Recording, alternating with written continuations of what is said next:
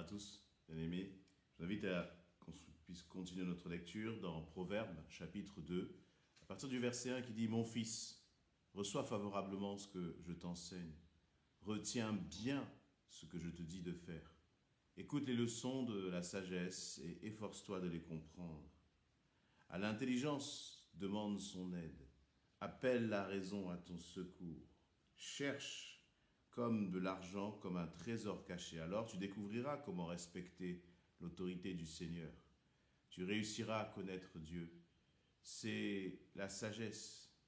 C'est le Seigneur, qui donne la sagesse, la connaissance et la raison viennent de lui. Il aide les hommes droits comme un bouclier et il protège ceux qui vivent dans l'intégrité. Il secourt ceux qui se comportent équitablement avec les autres et il garde ceux qui lui sont dévoués. Si tu m'écoutes, tu découvriras qu'un comportement juste, équitable et droit est le chemin du bonheur.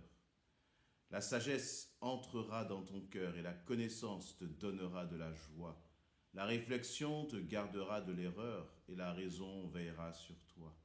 Elles t'empêcheront de mal agir et elles te préserveront des hommes aux paroles mensongères et de ceux qui abandonnent le droit chemin pour s'engager sur des voies obscures.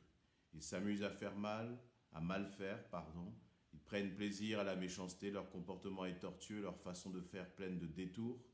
De cette manière, tu éviteras d'être séduit par une femme qui n'est pas la tienne, une étrangère aux paroles flatteuses qui a abandonné son premier compagnon et oublié l'alliance conclue avec son Dieu. Son comportement l'a fait sombrer vers la mort, sa conduite l'entraîne chez ceux qui ne sont plus. Celui qui va chez elle n'en revient pas. Et il ne retrouve pas le chemin de la vie. Choisis donc la conduite des bons. Imite le comportement des justes, car les gens loyaux et intègres habiteront dans ce pays et pourront y rester. Les gens mauvais et déloyaux devront le quitter et ils en seront expulsés. Amen. Amen. Là encore, il continue avec ces paroles en mettant en avant l'importance de recevoir les paroles qu'il enseigne d'une façon favorable. Reçois favorablement les paroles que je t'enseigne, dit-il. Parfois, lorsque nous entendons Dieu nous parler, est-ce que nous résistons ou est-ce que plutôt nous recevons cela en disant « Seigneur, je conçois, je confesse ». Je proclame que tes paroles sont des paroles de vie pour moi, éternel mon Dieu. Parfois, notre chair résiste à ce que Dieu nous demande de faire.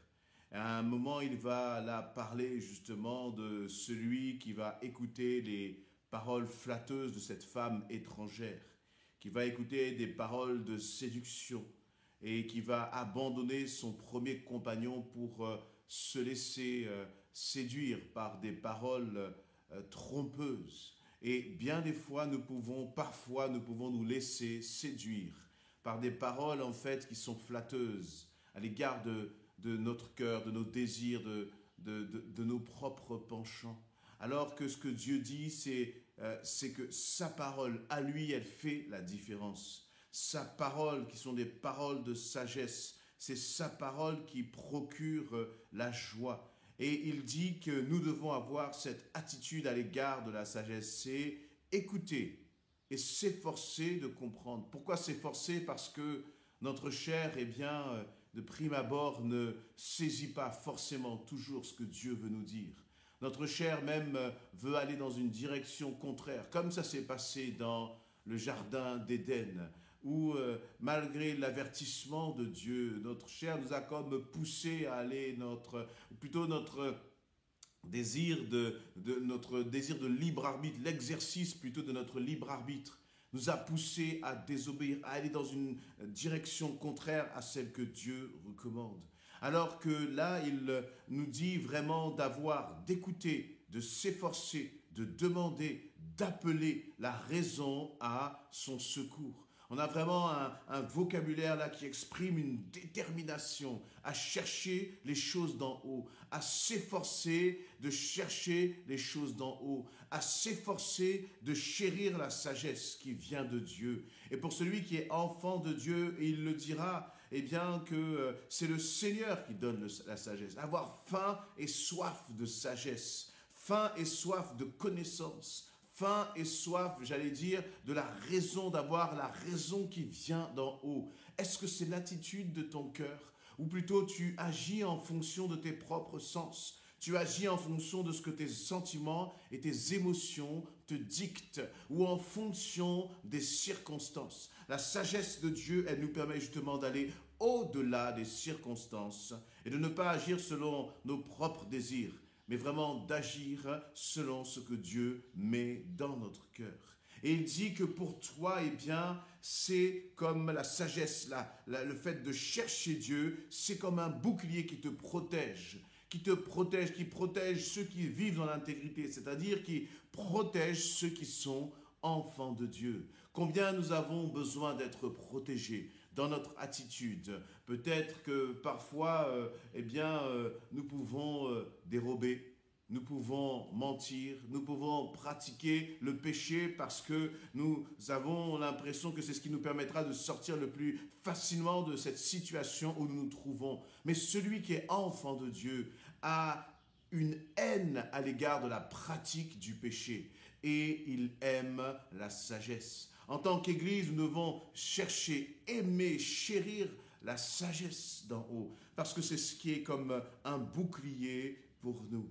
Et il va dire que vraiment c'est la mise en pratique de ce que Dieu nous demande de faire qui va faire la différence dans notre cœur. Il dit, cette sagesse, elle t'empêchera de mal agir, elle te préservera des hommes aux paroles mensongères et de ceux qui abandonnent le droit chemin. De ceux qui abandonnent le droit chemin, il est là en train de parler justement encore une fois d'hommes et de femmes qui étaient enfants de Dieu, qui étaient sur le droit chemin et qui se sont éloignés, qui se sont écartés et qui vont avoir tendance, j'allais dire, dans leur éloignement et dans leur chute, à en entraîner d'autres. Et c'est de chérir la sagesse qui va faire la différence dans ton cœur. À tel point qu'il dit que, de choisir au verset 20 la conduite des bons, imite le comportement des justes.